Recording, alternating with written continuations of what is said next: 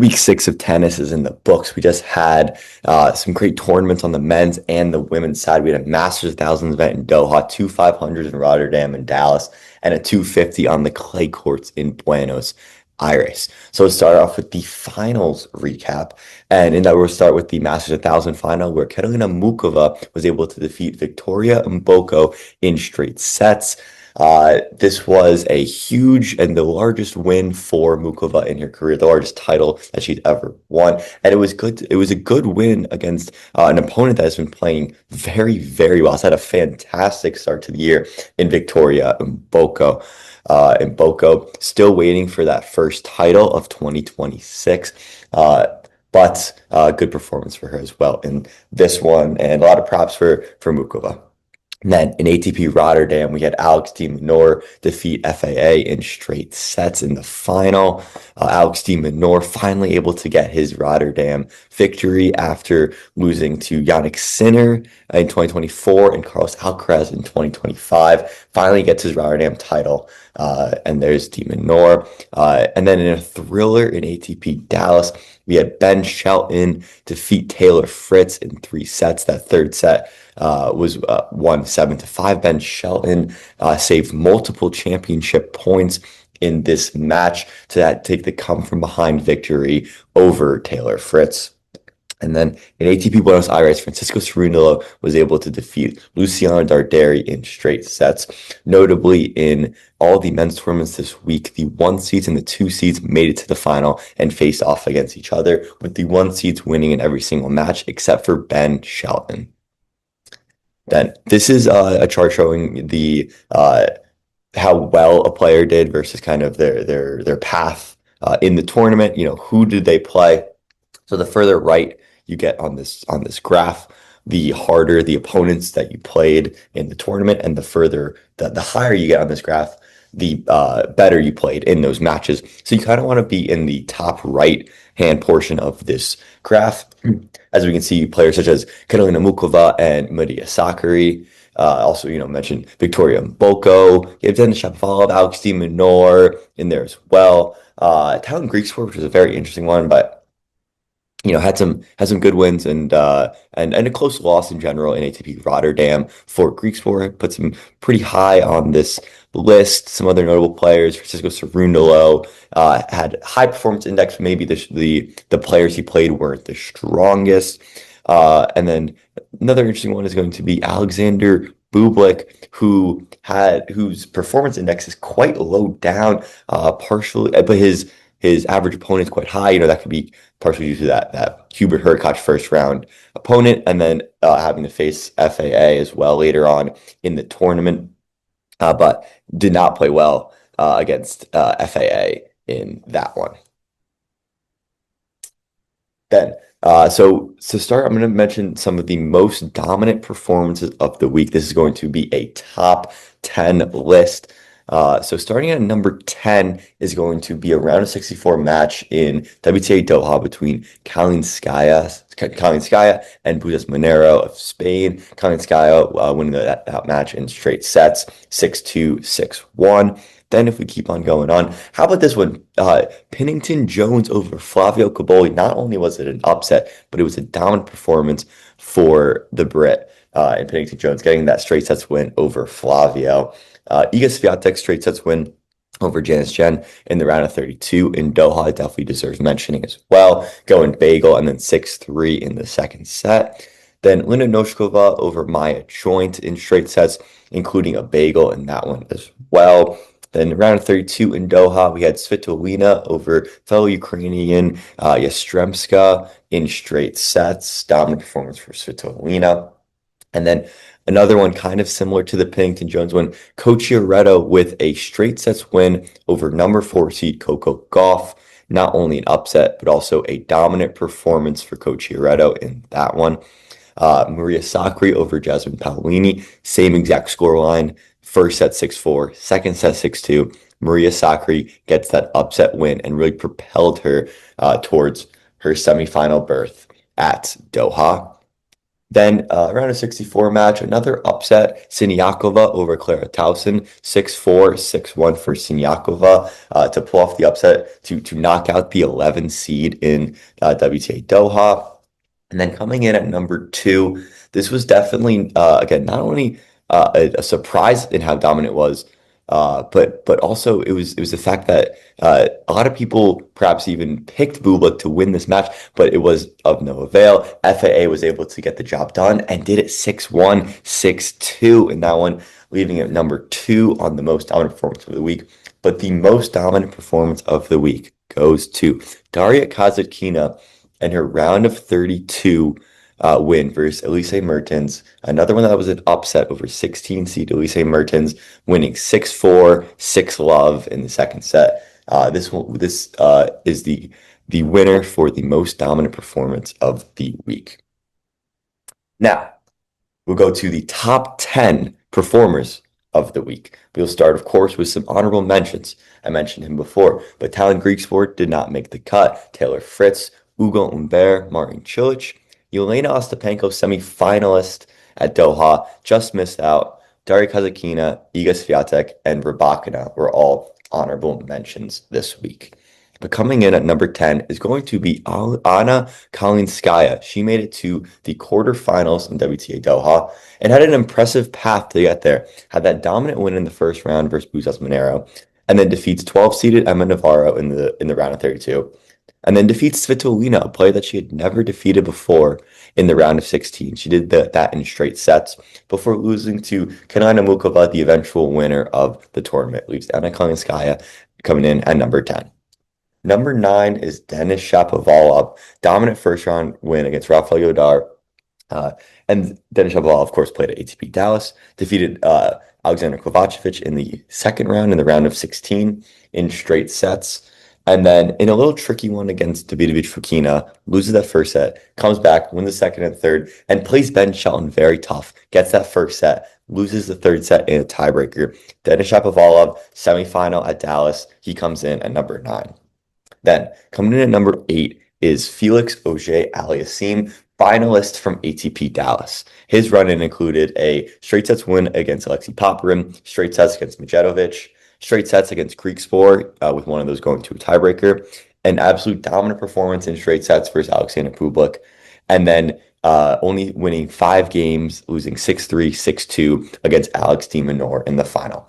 Wonderful run for FAA, who has turned in some good run of form since the Australian Open, winning in Montpellier and then making a final in ATP Rotterdam. So good week for Felix all in all, and his final run leaves him at number 8. Coming in at number 7 is Luciano Darderi, another finalist that did not win.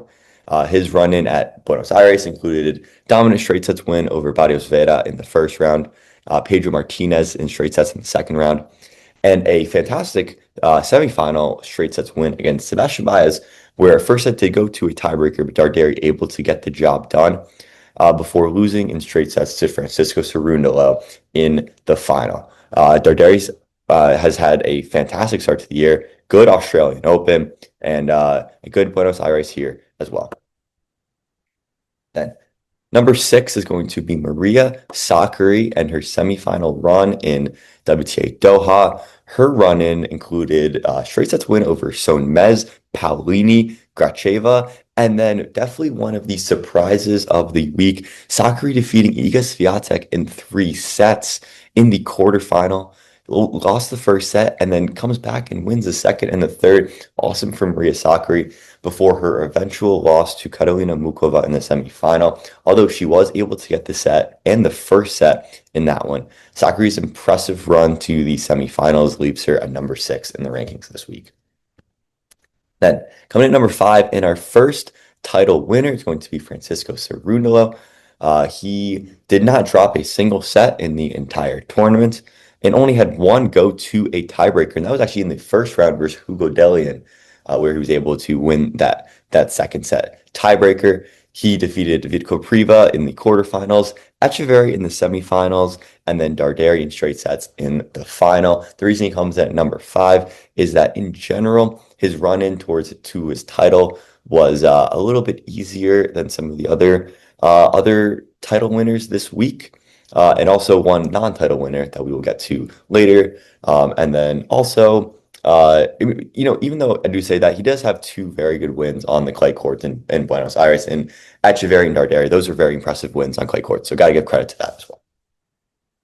Then coming in at number 4 is going to be Ben Shelton's run to the ATP Dallas title. He defeated Gabriel Diallo in the first round, Manarino in a 3-setter in the second round, Kecmanovic in the quarterfinals, and Shapovalov in the semifinals, and then defeated Taylor Fritz in the final. He had a couple 3-setters. He actually lost the set in 4 of the matches that he won in this tournament. The Manarino was such a battle, and it was a very, very clutch win for Ben Shelton. Got past Kecmanovic after a little bit of a rocky first set, and then locked in for Shapovalov. And then that final really shows Ben's fighting spirit. Never giving up, fighting to the last point, last moment to be able to get that win. Ben Shelton, impressive victory for him. Good rankings points for him as well. Leaves Ben Shelton at number 4. Now, coming in at number 3 is going to be the ATP Rotterdam champion, Alex de Minaur. De Minaur's run-in included a straight sets win over Fils in the first round, Stan Wawrinka in the second round, Botic van de Zandschulp, where he did lose a set in the quarterfinals, a straight sets victory over Ugo Humbert, and a straight sets victory over Felix. Now, the semifinal and final performances for Alex de Minaur were super, super impressive in 2 very dangerous opponents. For him to win both those matches in straight sets and really be in control of those matches the entire way. Super, super impressive. Alex de Minaur coming at number 3, who's had a fantastic start to 2026. And now, coming at number 2, and the highest ranked non-champion from this week is going to be Victoria Mboko. Now, Mboko, of course, ends up losing to Karolina Muchova in the final, but her run up to there, in my opinion, leaves her at the number 2 spot. She had 2 of the most impressive wins out of anyone, men or women, this entire week, in her wins over Mira Andreeva and Elena Rybakina. And good semifinal win over Ostapenko. I'm not going to dock points for Mboko for her run-in, for the strength of the run-in and having to face a tough opponent in Karolina Muchova in the final. I thought in general, the entire body of work leaves Mboko to be number 2 on the rankings this week. I think she had the second most impressive week this week. And now coming in number 1, and this one really, there wasn't that much of a debate. Obviously, she won the biggest tournament of the week, but also the way she did it and some of the players that she defeated was super impressive. She defeated Christiane in the first round in straight sets, Valentova in straight sets in the round of 32. Defeated Pliskova, but Pliskova had to withdraw from the match, to retire from the match in that one. And then the quarterfinals, semifinal, and final, very impressive. She goes straight sets versus Colin Sky, who'd been playing really, really good tennis. Then she won a nice come from behind win in the semifinals over Sakari before a straight sets win over Mboko in the final. This is the largest title of Muchova's career and a huge moment in her career. And this will also propel her upwards in the rankings. And possibly crack the top 10 later this year. So Karolina Muchova was the number 1 best performer from week 6 of tennis. And now onto some nominees for the underdog run of the week. So to start off is going to be Maria Sakkari's run to the Doha semifinals, where she went past Swen Mez, Paolini, the 6th seed, Kracheva, the number 1 seed, Swiatek, before losing to Muchova in the semifinals. Also, Ostapenko's run to the Doha semifinals was a good underdog run, where she defeated Sakharova, then Alexandrova, the 8th seed, Osorio, Cochiretto, before losing to Mboko in the semifinals. Then, already mentioned Cochiretto. Now, she had a very interesting run, and she was actually a lucky loser because she lost to Gertreva in qualifiers. But then, as a lucky loser, entered the draw and really impressed, defeating Giacomo in the first, Coco Gauff, the 4 seed, in the second round on Lee before losing to Ostapenko in the Doha quarterfinals. Ugo Umbert's run to the this is not the Doha semifinals, of course, but it would be his run to the Rotterdam semifinals, where he defeated Medvedev, Guy Den Uden, O'Connell, and then the loss to De Minaur in the semifinals. And then Pennington Jones, I have to mention him in his run to the Dallas quarterfinals, where he had to go through qualies and then defeated four-seed Flavio Cobolli, Elliot Spizzirri, and then had that loss to Marian Cilic in the Dallas quarterfinals. All in all, I'm going to give the winner for the underdog run of the week to Maria Sakkari and her run to the Doha semifinals. Her defeating two top six seeded players in this one were super impressive, and her only loss was to eventual title champion in Mukova, and she did win a set in that match as well. So impressive for Sakkari, and she wins underdog run of the week. Now we get into what I call Houdini wins, and now these are wins where the player might not necessarily have won the stat sheet, but won the match. So I think that there's definitely a clutch element to this and just a fighting spirit for these Houdini wins. So let's start out. First one is going to be Barrios Vera over Sebos Vilj. Now this one is a little bit should have an asterisk next to it because the match didn't really end up finishing, so it makes sense that this would be on the list, as Sebos Vilj had to retire from the match. Now this is Pennington Jones over Elliot Spizzirri. Pennington Jones winning. Or he did not break Spizzirri a single time, but ends up winning the match thanks to two tiebreaker wins in the first and third sets. This is the definition of a Houdini win. Then Drama Munar over Karen Khachanov. That first set goes to a breaker, and Munar able to get it done in that first set, and then pretty even on the way out. But from that first set, ends up getting the win of the match. Alexander Bublik had a tricky one against Jan-Lennard Struff in the round of 16. First set went to that tiebreaker.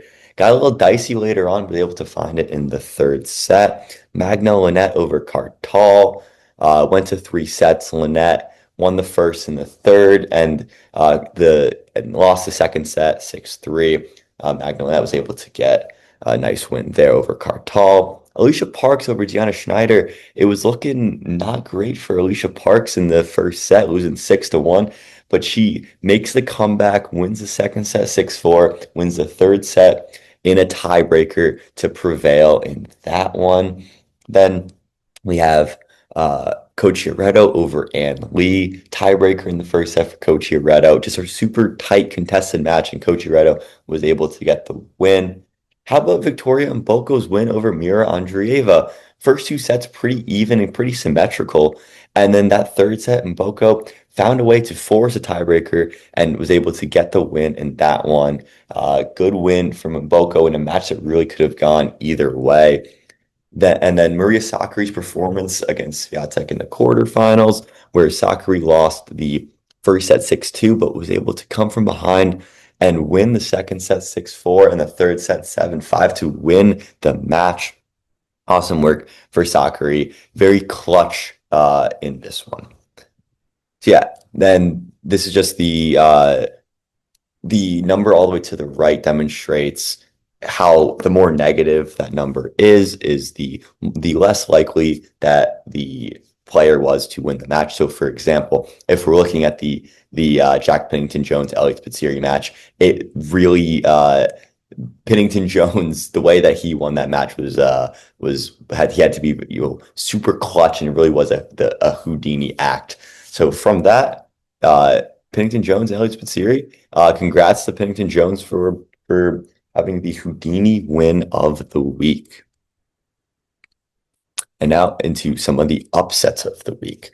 So start with the quarterfinal win for Maria Sakkari over Swiatek. This was definitely a surprise. It was at a time when a lot of the top seeds in this tournament were losing, and it looked like Swiatek was going to have a good opportunity, good chance to win this tournament, but she was not able to get past Sakkari in the quarterfinal, and that cost her. Pliskova over Anisimova in the first round of WTA Doha definitely has to be mentioned. Anisimova is someone that a lot of people were picking to win this tournament. However, whether due to health or whether due to Plishova's higher level. Anisimova was bounced from this tournament. Coach over golf. This was for sure an upset, especially, there have been some concerns on Coco Gauff's start to the year. It's been a little bit of a slow start. Had an okay Australian Open, but it didn't go as far as she would have liked to in that one. And Coach got her in this one as well. Not only was this an upset, but it also was a little bit of a dominant performance from Coach too. There's definitely some concerns for Coco Gauff on the hard courts right now, and it'll be interesting to see how she bounced back in WTA Dubai. And I do expect her to bounce back in that tournament. Then Lena Noskova in the 9 seed lost to qualifier Gracheva in 3 sets. This was for sure an upset. And this was, as I mentioned before, a lot of the seeds were going down early. And Lena Noskova was included in that and was a casualty of the early seeds losing at WTA Doha. Then Elena Ostapenko over Alexandrova. Ostapenko, you never know what you're really going to get from Ostapenko. And she brought her level to this one and was able to defeat Alexandrova and had a good tournament. Then Maria Sakkari, already mentioned her and her quarterfinal win, but she had a round of 32 upset as well over six-seeded Jasmine Paolini. This really kickstarted her run to the semifinals. Then, as we head to the men's side, we'll go to ATP Buenos Aires. Vitko Priva had a surprising one over Matteo Berrettini. Now, Berrettini, there has been some health concerns so far to start this year, so it's not a crazy, crazy upset, but a good win for Kopriva. And then Fonseca losing to Alejandro Tabilo. This was for sure an upset, as there are definitely still concerns over Fonseca's fitness level. Then, as we head towards ATP Dallas, Pennington Jones over Flavio Cobolli. Flavio has had a really rough start to the year so far, and Pennington Jones able to spring the upset in a very dominant win for Pennington Jones. Then we got Kecmanovic in this was a huge upset over Tommy Paul, because we were lined up to get a Tommy Paul Ben Shelton quarterfinal match that really would have been one of the highlights of the entire week, one of the matches of the entire week. But Kecmanovic, even though he lost the first set, battles back in the second and the third to win over Tommy Paul and spring the upset. And then Ugo Humbert's 3 sets victory over Daniil Medvedev. This one, the first set tiebreaker, was crucial for Ugo Humbert. And this was one that I definitely circled on the draw beforehand, because it was more due to Ugo Humbert's level on the indoor hard courts, really, rather than Medvedev. And we kind of saw that as Ugo Humbert just brought to Daniil Medvedev. And then the last upset to mention is going to be O'Connell. Actually, not the last upset, but O'Connell over Cam Norrie.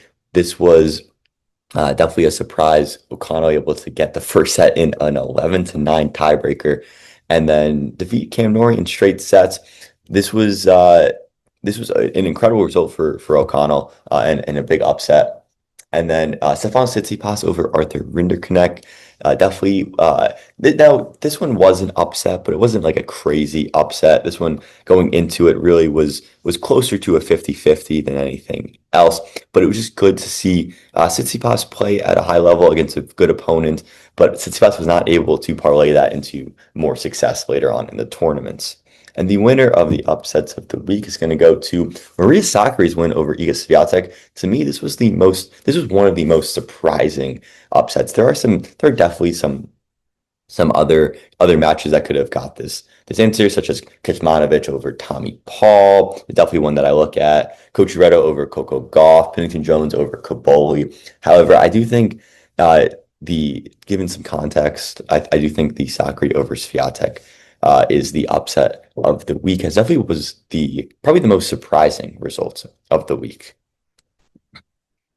And yeah, so that's it for the finals recap, review, and some awards from week 6 of tennis. Exciting week. There was a lot of tennis matches played, and a lot of matches that you can learn a lot from, and some good runs from some unseeded players in some of the tournaments, and especially on the women's side. And then on the men's side, we saw some of the top seeds just take care of business.